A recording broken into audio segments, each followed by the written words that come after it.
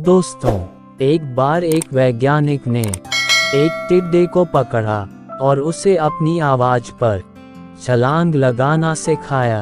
वैज्ञानिक टिड्डे से कहता, कूदो। टिड्डा उसकी आवाज सुनते ही जोर से छलांग लगा देता। अब वह वैज्ञानिक था तो प्रयोग करना बनता ही था। उन्होंने टिड्डे की छलांग पर प्रयोग किया। वैज्ञानिक ने उसकी एक टांग तोड़ दी और फिर बोला, कूदो।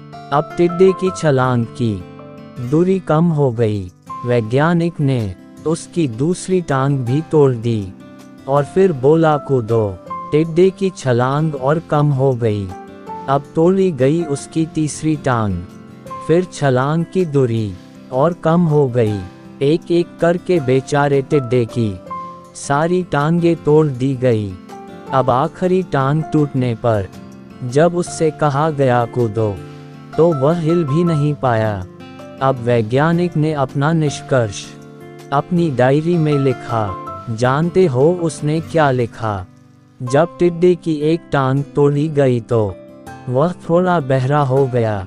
जब उसकी दूसरी टांग तोड़ी गई तो वो और बहरा हो गया। हर टांग टूटने के साथ वो और बहरा होता गया और सारी टांग टूटने के बाद वह बिल्कुल बहरा हो गया। अब जोर जोर से चिल्लाने का भी उस पर कोई असर नहीं हुआ। वो तो अपनी जगह से हिला तक नहीं। छलांग लगाना तो दूर की बात थी। इस कहानी को सुनकर सभी को ऐसा ही लग रहा है ना कि क्या मूर्ख वैज्ञानिक था। इतनी सीधी सी बात उसे समझ में नहीं आई।